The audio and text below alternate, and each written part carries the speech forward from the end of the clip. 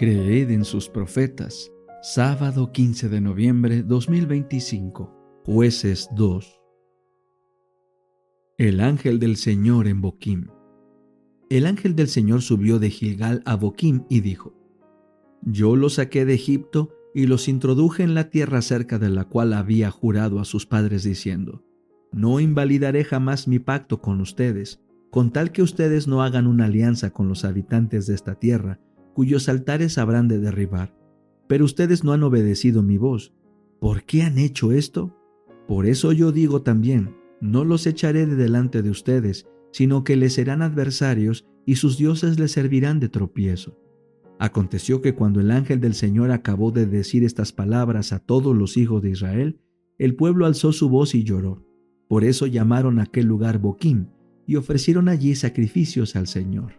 Fin de la generación de Josué. Cuando Josué ya había despedido al pueblo, los hijos de Israel se fueron cada uno a su heredad para tomar posesión de la tierra. El pueblo sirvió al Señor todo el tiempo de Josué y todo el tiempo de los ancianos que sobrevivieron a Josué, quienes habían visto todas las grandes obras que el Señor había hecho por Israel.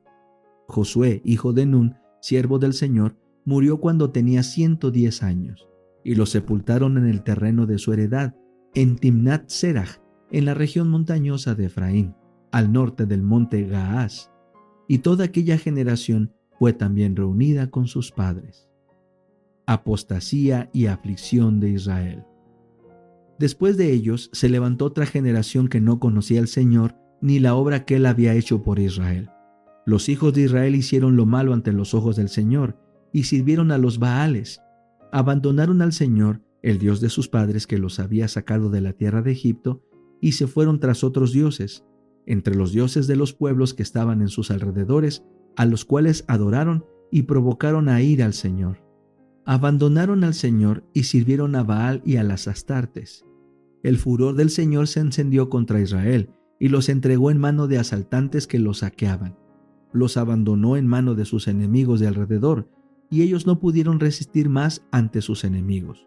Dondequiera que salían, la mano del Señor estaba contra ellos para mal, como el Señor les había dicho y como el Señor les había jurado. Así los afligió en gran manera. Surgimiento de los jueces. Entonces el Señor levantó jueces que los libraran de mano de los que los saqueaban, pero tampoco escuchaban a sus jueces, sino que se prostituían tras otros dioses a los cuales adoraban. Se apartaron pronto del camino por el que habían andado sus padres, quienes habían obedecido los mandamientos del Señor. Ellos no lo hicieron así. Cuando el Señor les levantaba jueces, el Señor estaba con el juez y los libraba de mano de sus enemigos todo el tiempo de aquel juez, porque el Señor se conmovía ante sus gemidos, a causa de los que los oprimían y afligían. Pero acontecía que cuando moría el juez, ellos volvían atrás y se corrompían más que sus padres, siguiendo a otros dioses para servirles y para postrarse ante ellos. No se apartaban de sus obras ni de su obstinado camino. Pueblos dejados en medio de Israel. Entonces el furor del Señor se encendió contra Israel y dijo: Puesto que este pueblo ha quebrantado mi pacto que yo establecí con sus padres, y no ha obedecido mi voz, tampoco yo volveré a echar de delante de ellos a ninguna de las naciones que Josué dejó cuando murió, para que por medio de ellas yo pruebe si Israel va a guardar o no el camino del Señor andando por él, como sus padres lo guardaron. Por eso el Señor dejó allí a aquellas naciones y no las arrojó de una vez ni las entregó en mano de Josué.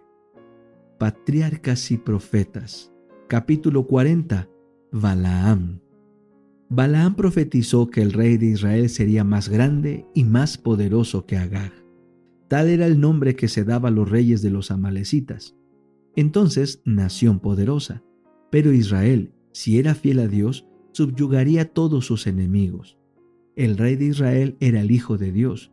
Su trono se había de establecer un día en la tierra y su poder se exaltaría sobre todos los reinos terrenales. Al escuchar las palabras del profeta, Balac quedó abrumado por la frustración de su esperanza, por el temor y la ira. Lo indignaba el hecho de que Balaam se hubiera atrevido a darle la menor promesa de una respuesta favorable cuando todo estaba resuelto contra él. Miraba con desprecio la conducta transigente y engañosa del profeta. El rey exclamó airado: «Ahora huye a tu lugar. Yo dije que te honraría, pero Jehová te ha privado de honra». La contestación que recibió el rey fue que se le había prevenido que Balaam únicamente podría pronunciar el mensaje dado por Dios. Antes de volver a su pueblo, Balaam emitió una hermosísima y sublime profecía con respecto al Redentor del mundo y a la destrucción final de los enemigos de Dios. «Lo veo, mas no ahora. Lo contemplo, mas no de cerca. Saldrá estrella de Jacob, se levantará cetro de Israel, y herirá las sienes de Moab, y destruirá a todos los hijos de Set». Y concluyó prediciendo el exterminio total de Moab y de Edom, de Amalec y de los cineos, con lo que privó al rey de los moabitas de todo rayo de esperanza. Frustrado en sus esperanzas de riquezas y de elevación, en desgracia con el rey, y sabiendo que había incurrido en el desagrado de Dios, Balaam volvió de la misión que se había impuesto a sí mismo. Después de llegar a su casa, lo abandonó el poder del Espíritu de Dios que lo había dominado, y prevaleció su codicia, que hasta entonces había sido tan solo refrenada. Estaba dispuesto a recurrir a cualquier ardid para obtener la recompensa prometida por Balac. Balaam sabía que la prosperidad de Israel dependía de obedecer a Dios y que no había manera alguna de ocasionar su ruina sino induciéndolo a pecar. Decidió entonces conseguir el favor de Balac, aconsejándoles a los moabitas el procedimiento que se debía seguir para traer una maldición sobre Israel. Regresó inmediatamente a la tierra de Moab y expuso sus planes al rey. Los moabitas mismos estaban convencidos de que mientras Israel permaneciera fiel a Dios, él sería su escudo. El proyecto propuesto por Balaam consistía en separarlos de Dios, induciéndolos a la idolatría. Si es posible hacerlos participar en el culto licencioso de Baal y Astarte, ello los enemistaría con su omnipotente protector y pronto serían presa de las naciones feroces y belicosas que vivían en derredor suyo. De buena gana aceptó el rey este proyecto y Balaam mismo se quedó allí para ayudar a realizarlo.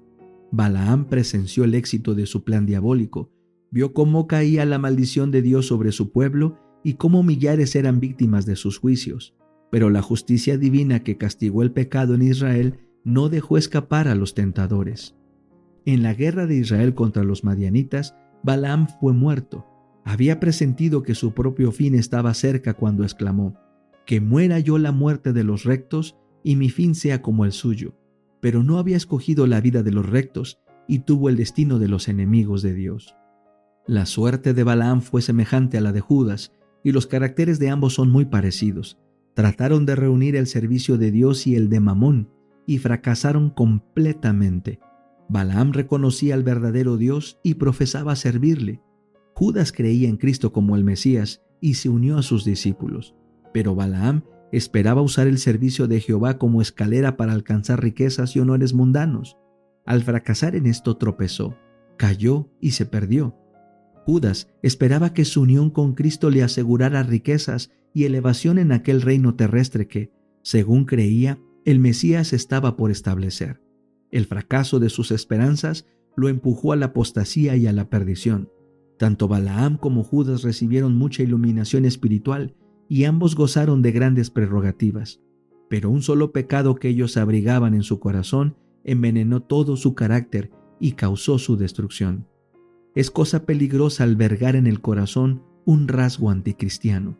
Un solo pecado que se conserve irá depravando el carácter y sujetará al mal deseo todas sus facultades más nobles. La eliminación de una sola salvaguardia de la conciencia, la gratificación de un solo hábito pernicioso, una sola negligencia con respecto a los altos requerimientos del deber, quebrantan las defensas del alma y abren el camino a Satanás para que entre y nos extravíe. El único procedimiento seguro consiste en elevar diariamente con corazón sincero la oración que ofrecía David: «Afirma mis pasos en tus caminos para que mis pies no resbalen». Salmos 17:5.